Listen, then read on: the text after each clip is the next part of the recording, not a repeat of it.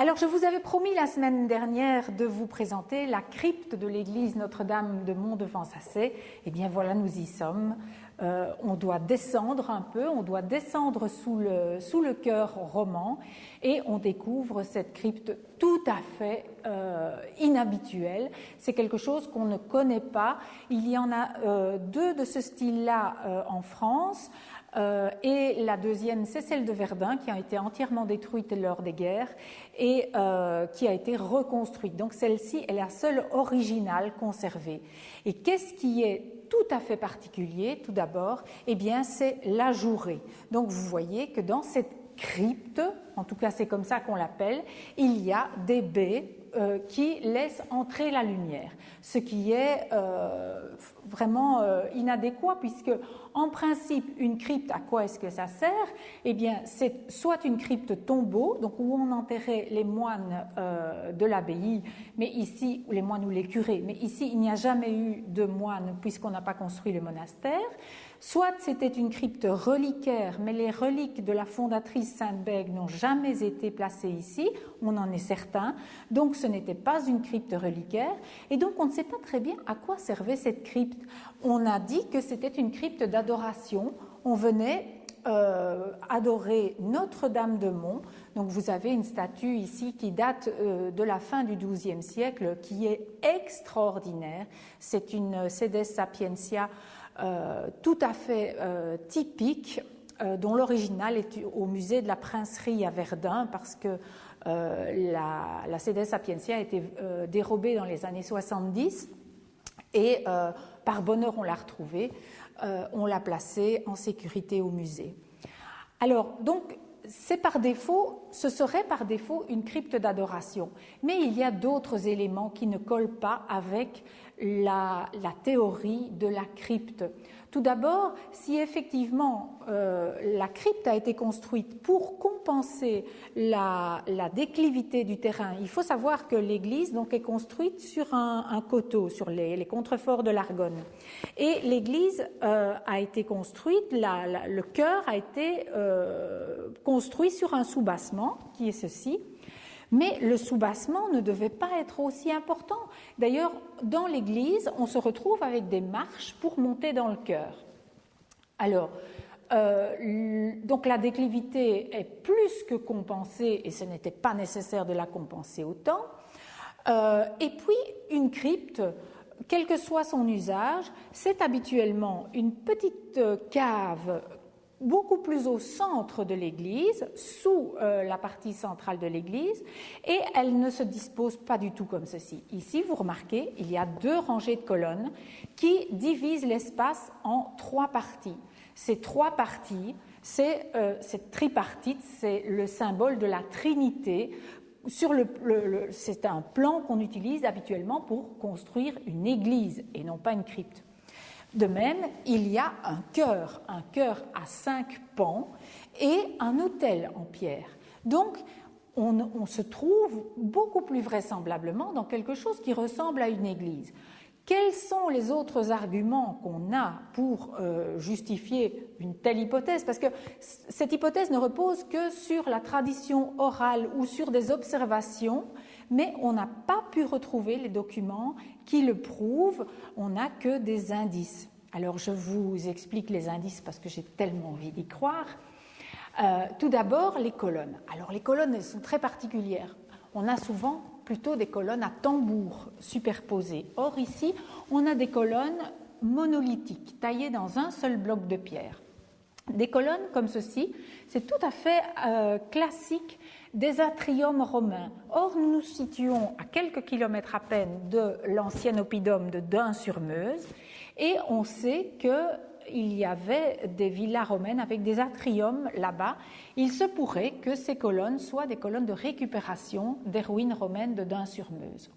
Alors, quand on regarde la hauteur des colonnes et qu'on voit ma taille, j'ai une taille moyenne, mais qui est grande pour une personne du Moyen-Âge, la hauteur de la colonne aurait suffi à laisser le passage. Or, qu'est-ce qu'on constate? On a des chapiteaux démesurés par-dessus ces colonnes, des chapiteaux extrêmement imposants qui donnent de la hauteur. Et qui plus est, par-dessus ces chapiteaux, on n'a non pas les arcs en plein cintre, mais des arcs en plein cintre surhaussés. Donc il y a une volonté de donner de la hauteur à la pièce, ce qu'on ne trouve habituellement pas dans une crypte. Alors, ces chapiteaux aussi sont très très particuliers. Donc je vous ai dit, ils sont très massifs. Ils sont semblables 2 à 2. Donc si on regarde ces deux-ci, ils sont semblables. Si on regarde les deux suivants, ils sont également semblables, mais différents des 2 premiers. Et si on regarde ces deux-ci, ils sont semblables aussi, au détail près que celui-ci est inachevé.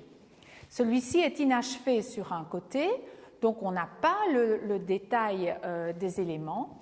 Et quand on regarde la forme de ce côté-ci du chapiteau, on a un cône tronqué en carré qui ressemble, à s'y méprendre, aux chapiteaux qu'on a dans les églises mérovingiennes, donc au VIe et VIIe siècle. Est-ce que, donc c'est une hypothèse, je le répète, c'est une hypothèse, est-ce que nous ne nous trouverions pas en présence de la première église construite par Sainte-Bègue en 680 avant de se rendre à Andenne en Belgique pour y construire son monastère? Est-ce que ce ne serait pas la première petite église avec les chapiteaux mérovingiens qu'on aurait resculptés en remettant au goût du jour la première église quand on a construit la nouvelle église par la suite? Il faut imaginer aussi que les religieuses venues d'Andenne au XIe siècle n'auraient jamais à raser la première église construite par leur fondatrice pour reconstruire leur monastère par-dessus. Si cette première église a bien existé, elles l'auront certainement conservée. Est-ce que ce n'est pas la première église? Voilà, je vous invite maintenant dans les combles de l'église qu'on ne visite pas malheureusement parce que c'est très très compliqué d'y accéder, mais on peut avoir une vue sur les boiseries qui étaient en châtaignier. C'est un bois imputrescible et qui n'attire pas les insectes, et donc une partie de la charpente est encore d'origine. Je vous emmène au-dessus des voûtes de Notre-Dame, donc dans la charpente qui a été restaurée bien sûr, mais qui est encore quasi la charpente d'origine. Elle était plus ou moins comme ça à l'origine. Et donc on se trouve vraiment au-dessus ici de la voûte de la nef centrale. Il faut savoir que la partie nord de l'église a été fortifiée au XVIIe siècle et il y a encore un chemin de ronde qui malheureusement n'est plus accessible, mais il y avait un chemin de ronde qui permettait aux soldats d'avoir une vue sur la vallée de la Meuse à partir des combles de l'église. Et si on poursuit un peu plus loin, on arrive dans l'énorme clocher du XVe siècle et on peut admirer les cloches qui sonnent encore à midi et à 7 heures le soir, comme c'était le cas depuis des siècles. À nouveau, rien que pour vous, on est au sommet de la tour clocher du XVe siècle. Les cloches ne sont malheureusement pas d'origine, elles ont été pourtant fondues dans le village. Elles ont été dérobées par les Allemands, comme c'était le cas partout lors de la guerre 14.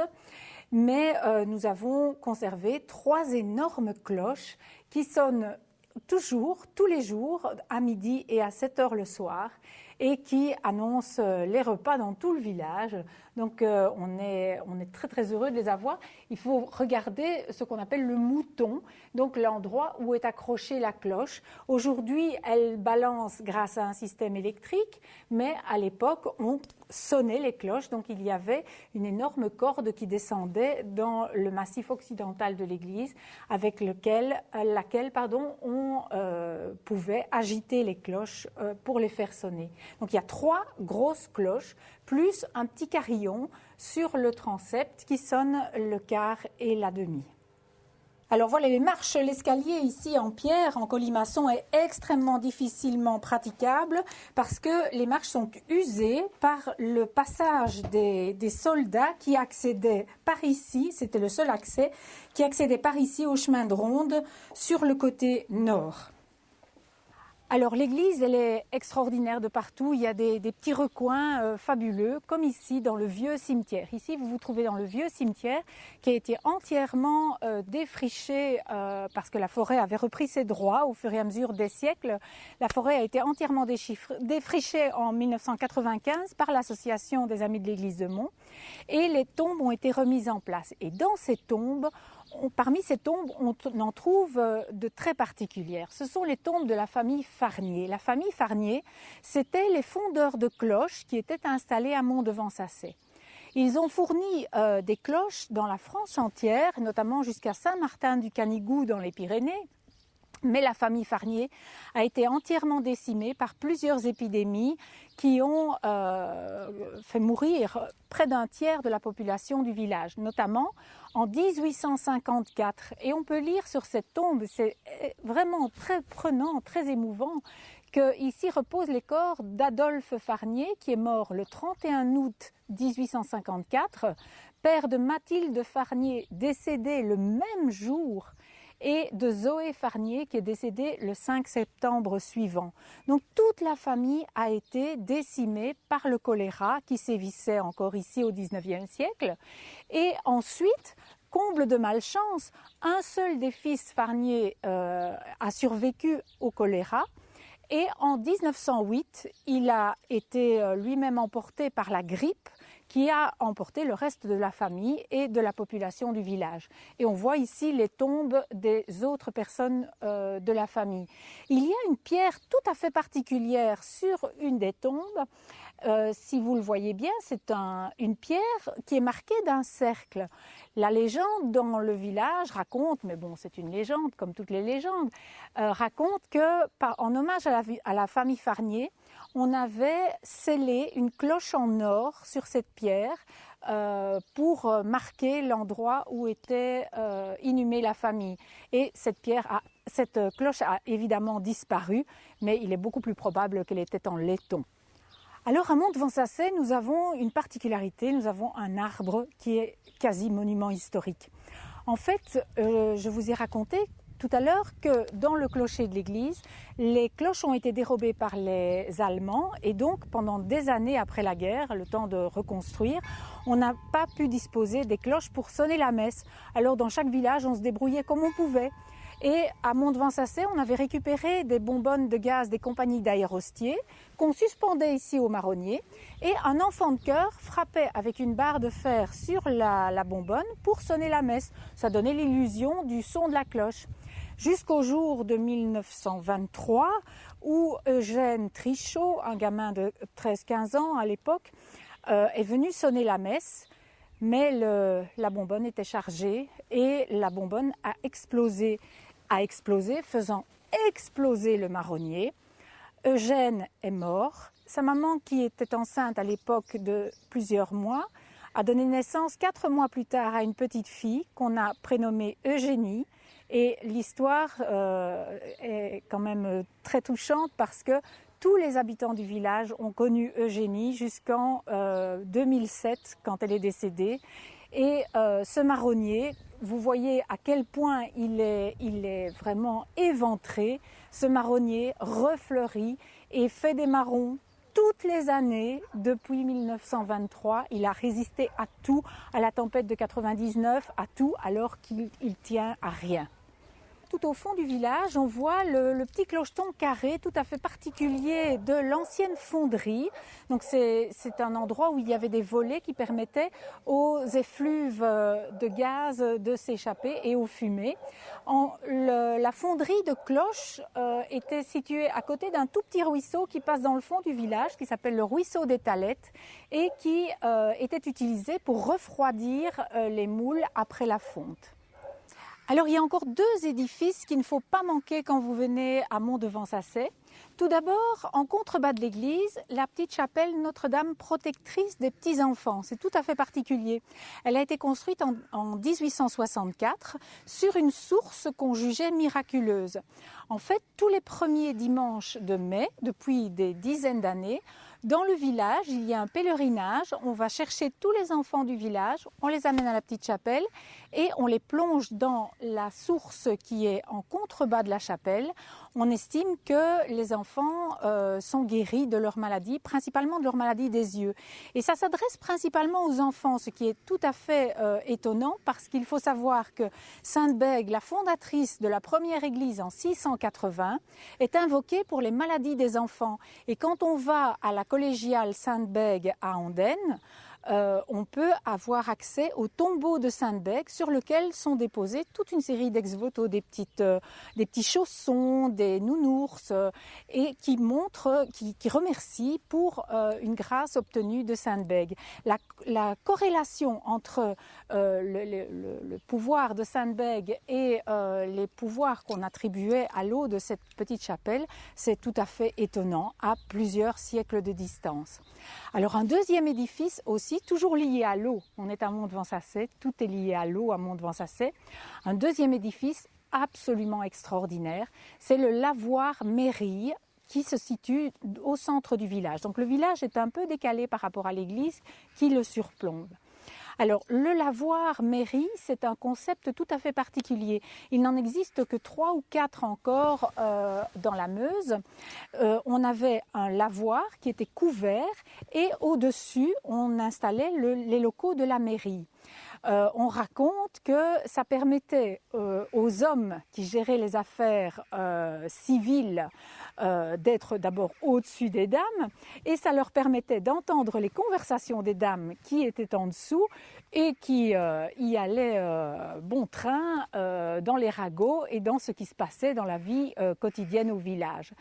L'architecture de cette mairie lavoir est absolument étonnante et donc il faut absolument venir voir ce lavoir qui est fermé par des grilles en dessous et on n'accède plus aujourd'hui à la mairie au-dessus, mais nous espérons pouvoir un jour réhabiliter le bâtiment et le remettre en valeur parce que c'est une richesse incroyable. Alors je vous ai montré la fonderie de cloches dans le bas du village. Eh bien, dans le massif occidental de l'église, nous avons installé toute une exposition qui vous raconte l'histoire de cette fonderie de cloches, l'histoire des fondeurs de cloches de Mont-de-Vent-Sassay qu'on appelait les Saintiers. Et toute la fabrication des cloches vous est expliquée ici sur des panneaux didactiques en couleur que vous pouvez lire bien à l'aise quand vous venez visiter l'église. Et voilà, la visite pour aujourd'hui se termine, mais je vous attends à Mont-de-Vent-Sassay même pour vous raconter la suite, parce que j'ai encore plein d'anecdotes à vous raconter. Je vous montre quand même la clé, elle est unique, elle est immense cette clé, et nous allons refermer la grande porte de bois. Je vous rappelle que l'église est ouverte de mai à octobre. Cette porte, nous la refermons en octobre, mais l'église est encore accessible sur rendez-vous. Alors, cette porte, rien que cette porte a une histoire. Voilà, je vais refermer cette lourde porte. Elle a une histoire, cette porte, parce que c'est la porte d'origine, la porte du XIVe siècle. Et c'est l'ancêtre des grilles en bois. Donc, vous devez vous imaginer qu'on voyait à travers les montants en bois. Évidemment, il y a des morceaux qui manquent, mais la chance de cette grille en bois, c'est de s'être trouvée dans un village extrêmement pauvre. Parce que quand on avait une porte aussi abîmée au Moyen-Âge, eh bien, on la mettait au feu, tout simplement. Ici, on pratiquait la récupération. Et donc, pour sauver la grille en bois, on a fixé par derrière un énorme panneau de chêne, ce qui a permis à cette grille de parvenir jusqu'à nous. Sinon, donc, on les détruisait. Voilà, je m'apprête, quand vous voulez, à vous accueillir à Mont pour vous raconter la suite de l'histoire.